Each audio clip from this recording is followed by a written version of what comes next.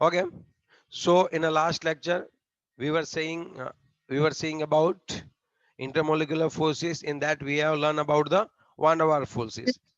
As we are knowing that there are three kind of bonds.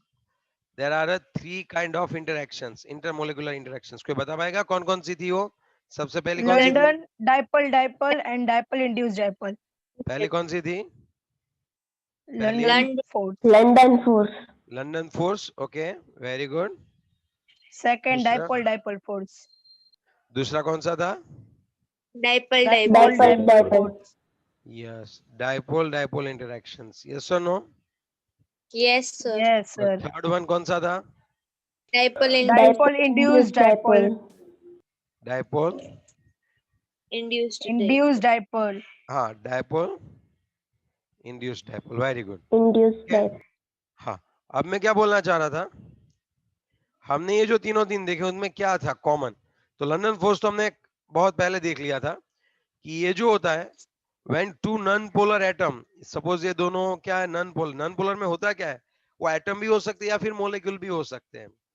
जब ये दोनों atom और मोलेक्यूल एक दूसरे के नजदीक आए ना बच्चों, तब वहां पे क्या होता है, तब वहां पे थोड़ा सा डिस्टर्बेंस होता है. एंड टेम्पररी, मैंने बोला परमानेंट, वहां पे टेम्पररी क्या होती है बताओ मुझे. disturbance. वहां पे टेम्पररी क्या होता है? Disturbance. पोलैरिटी. Disturbance. हाँ, पोलैरिटी क्रिएट होती है और उसकी वजह से साइड वाला जो होता है उसमें भी पोलैरिटी आती है और अपोजिट एंड होते हैं वो एक दूसरे के साथ अट्रैक्ट करते हैं. तब इसको हम लोग क्या बोलते थे? London force. London. London force.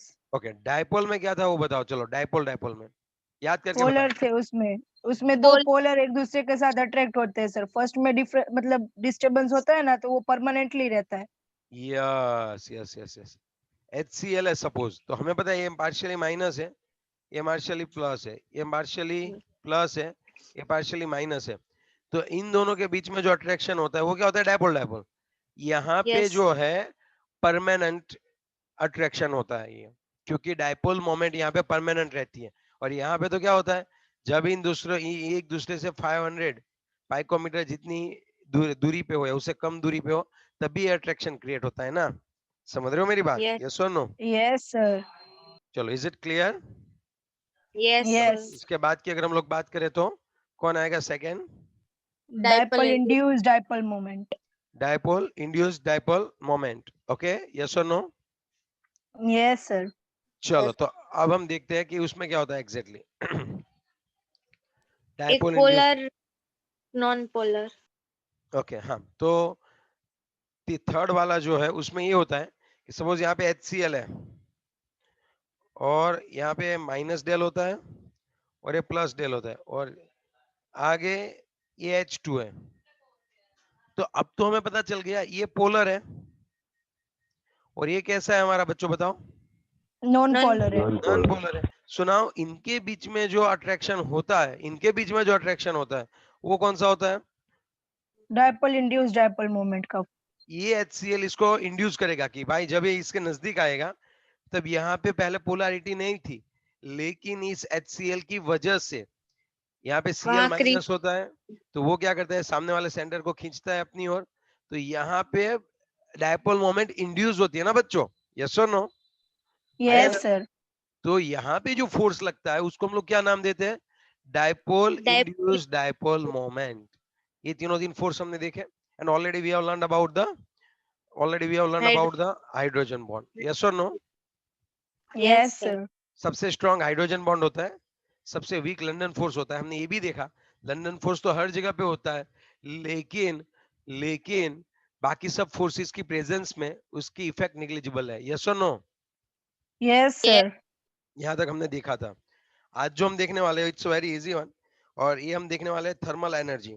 सो एक बात मैं आपको बताना चाहूंगा, ये सिर्फ और सिर्फ अंडरस्टैंडिंग के लिए समझिए आप. एक बात मैं आपको ये बताना चाहूंगा, आप थोड़ा सा सोचिए कि पानी के मॉलिक्यूल्स है वो लिक्विड में भी रह सकते हैं, वो गैस में भी रह सकते हैं, और वो कहाँ पे रह सकते हैं बताओ? वेपर में भी रह सकते हैं. तो ऐसा क्या होता है? ओके, मैं आपको एक बात बताना चाहूंगा अच्छे से.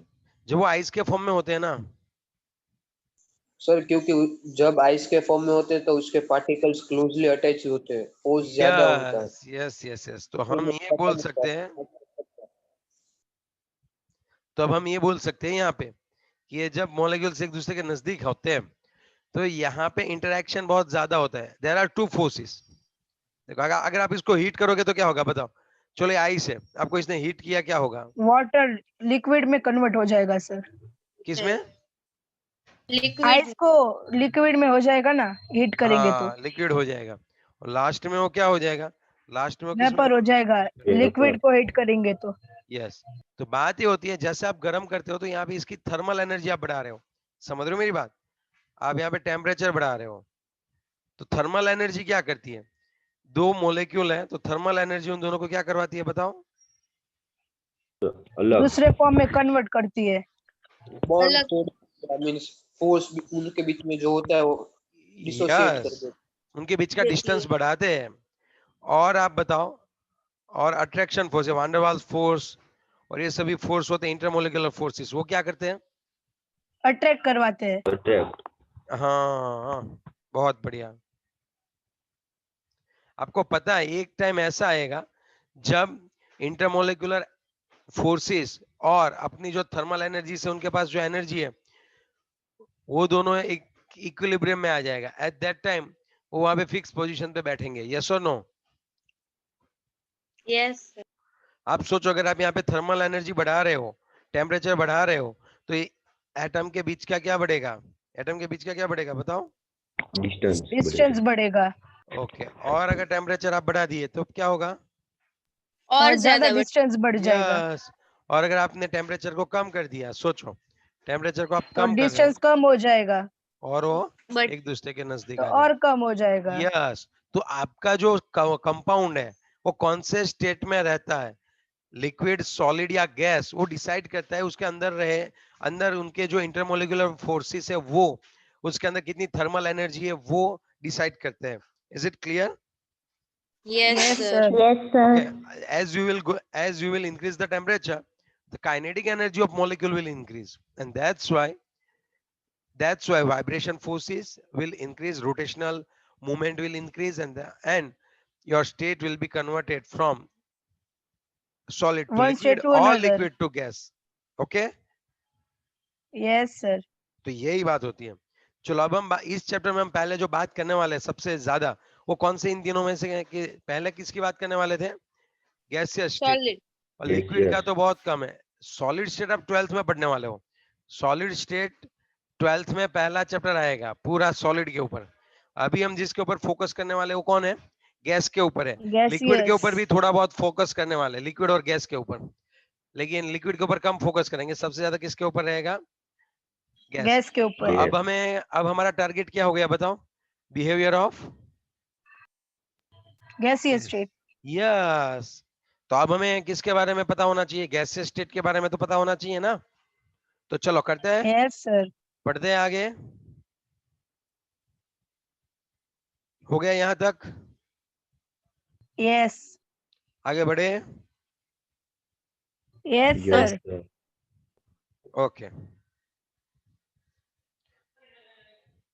अब हम बात करने वाले हैं 5.4 गैसियस स्टेट की।